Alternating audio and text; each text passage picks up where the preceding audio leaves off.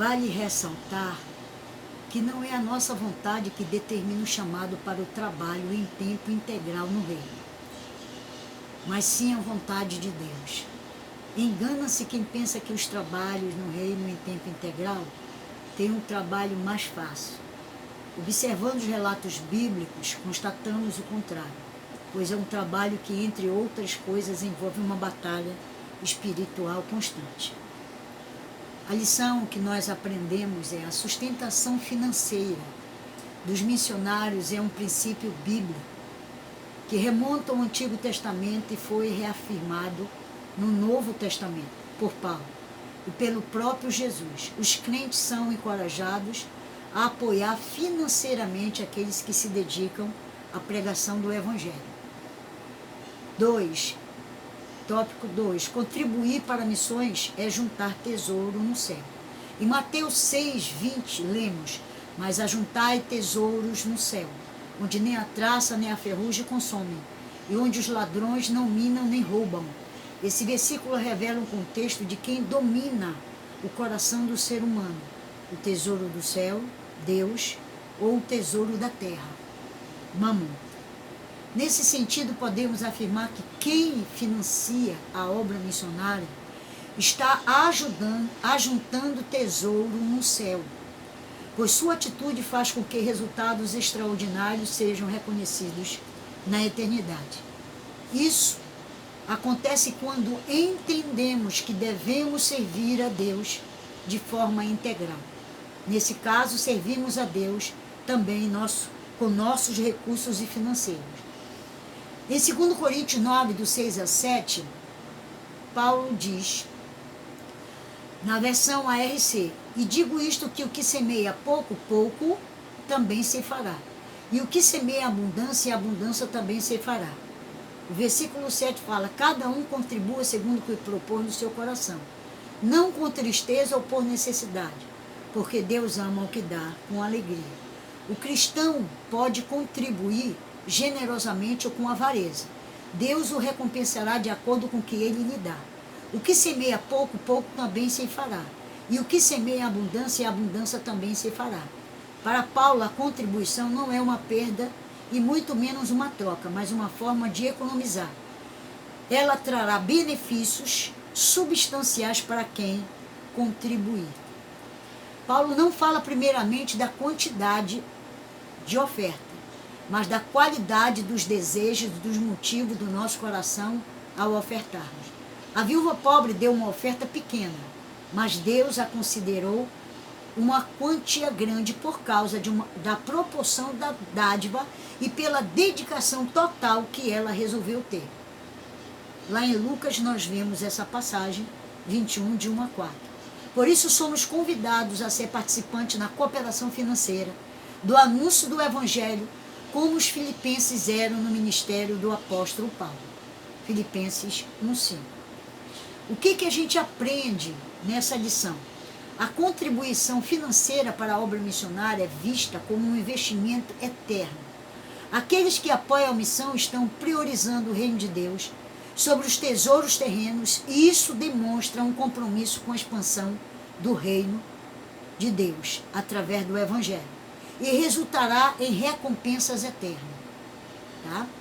Terceiro, contribuir para missões é um privilégio. Não há privilégio maior do que saber que, por meio de nossa cooperação financeira, Bíblias estão chegando a lugares que nunca ouviram falar do Evangelho, vidas estão sendo alcançadas na África, na Europa e em outro lado do mundo. Participar dessa cooperação é um privilégio espiritual.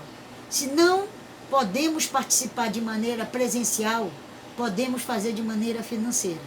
Assim, podemos cooperar na propagação do Evangelho até os confins do mundo. O que nós aprendemos nesta lição? Cooperar financeiramente com a missão é um privilégio espiritual que leva o Evangelho a lugares distantes e alcança vidas para Cristo. Paulo fala isso em Filipenses 4, 14 e 20. A Sinopédia 2. Quando o crente contribui para a obra missionária, ao mesmo tempo está ajuntando tesouros no céu. Tópico 3. A chamada para ir.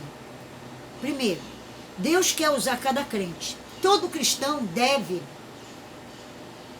estar pronto para ir e fazer o trabalho missionário, levando as boas novas de salvação aos moradores do campo e da cidade, aos estudantes, às donas de casa, órfãos, profissionais liberais, deficientes físicos, prostitutas, homossexuais, dependentes químicos, enfim, tantos grupos que o Senhor nos proporcionar.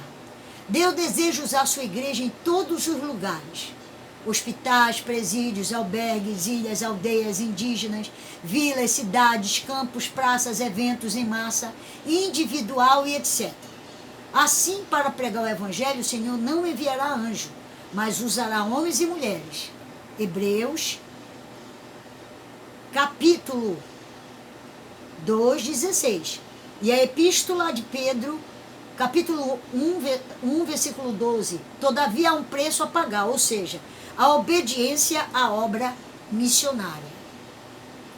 Para que essa obra seja realizada, é preciso que os cristãos estejam nesses lugares. E muitas das vezes a evangelização só será possível se houver cristãos em determinadas posições na sociedade. Por exemplo, como um juiz poderá ser evangelizado se o campo de atuação dele é restrito? Nesse caso, com raras exceções, é preciso ter cristãos atuando naquele lugar para que a palavra de Deus seja pregada. Qual é a lição que nós aprendemos? Todo cristão deve estar disposto a levar o evangelho a todas as pessoas em diferentes lugares e situações, obedecendo a chamada missionária de Deus. Lá no livro de Hebreus 2:16, e a primeira epístola de Pedro 1:12 fala sobre isso. 2. A chamada missionária. Nas Escrituras vemos que Deus chama pessoas para uma grande obra. O profeta Isaías foi chamado por Deus no templo enquanto adorava. O livro de Isaías 6:8-9 fala sobre isso. O profeta Jeremias recebeu sua chamada antes do seu nascimento. Jeremias 1:5. O profeta Jonas recebeu um chamado específico para uma cidade específica, Nínive. Jonas 1:2. O Senhor Jesus chamou seu discípulo quando a maioria deles ainda exercia uma tarefa profissional. Mateus 4:18-22. O apóstolo Paulo foi chamado enquanto viajava para Damasco. Atos 9:19-31. Aqui podemos perceber que não existe um único padrão de chamada missionária, mas é de suma importância reconhecer a chamada para qualquer tipo de serviço relacionado ao reino de Cristo. Vem do próprio Deus. O que nós aprendemos na lição principal? A chamada missionária pode acontecer de diversas maneiras e Deus chama pessoas para diferentes tipos de serviço em seu reino. Terceiro, caráter e testemunho na obra missionária. Além de ser chamado por Deus, é preciso fazer a diferença no cumprimento do ID de Jesus. O Evangelho de Mateus 5:13-16 fala. Note a expressão, vós sois o sal da terra, que é o versículo 13. Essa sentença nos remete ao caráter do cristão, pois carrega o sentido de trazer sabor, marcando a vida das pessoas por meio das nossas. Note também a expressão, vós sois a luz do mundo, que é o versículo 14. Essa sentença traz a ideia do nosso testemunho pessoal, ou seja, a luz deve brilhar em meio às trevas, num contexto em que estamos inseridos. Aqui é preciso destacar que as pessoas têm mais probabilidade de nos ouvir quando damos um bom testemunho e contribuímos relacionamentos pessoais com elas. Suponho que você trabalha em um lugar que quase ninguém cumprimenta uma determinada pessoa com um simples bom dia ou boa tarde. Então um dia você sente o desejo de falar sobre Jesus com essa pessoa. No entanto, devido ao seu comportamento anterior, a probabilidade dela te dar atenção é muito baixa, porque o seu testemunho prejudicou a sua missão de proclamar a salvação. O que nós aprendemos na lição principal? O cristão é chamado a fazer a diferença no mundo, sendo sal da terra, pelo seu caráter e luz do mundo, pelo seu testemunho. Quarto, perfil do vocacionado. Qual é o perfil desse vocacionado? Podemos dizer que há um conjunto de competências necessárias ao desempenho do chamado missionário. Dentre elas, destacamos as seguintes. Primeiro, a ser escolhido por Deus. Atos 9:15. Segundo, não ser neófitos. 1 Timóteo 3:6. Não deve ser recém-convertido, pois poderia se tornar orgulhoso e o diabo faria cair. 3. Cheio do Espírito Santo. Atos 1:8. 4. Reconhecido pela igreja. Atos 1:21. 5. Ser aprovado nas tarefas locais. 6. Estar preparado espiritual, intelectualmente, psicologicamente, transculturalmente. Lição principal. Para o chamado missionário, é crucial ser escolhido por Deus. Estar espiritualmente preparado, cheio do Espírito Santo, reconhecido pela igreja local e testado em tarefas locais, demonstrando dependência de Deus e perseverança. Tá? Nós temos algumas referências aqui.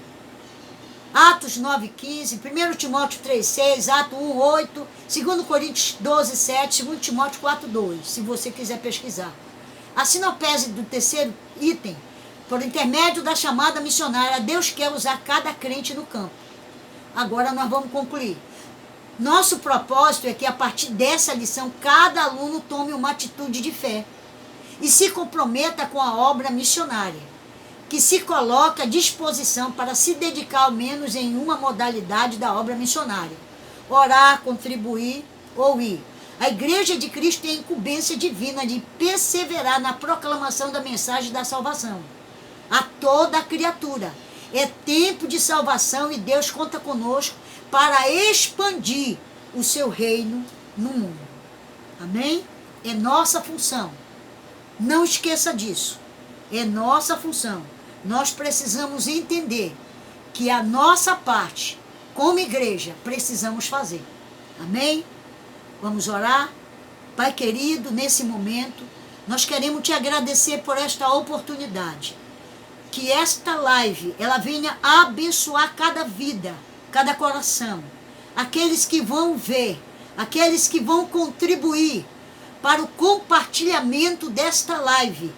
Que eles sejam abençoados, despertados e que eles sejam impactados para fazer, contribuir e principalmente orar e interceder em prol da obra missionária.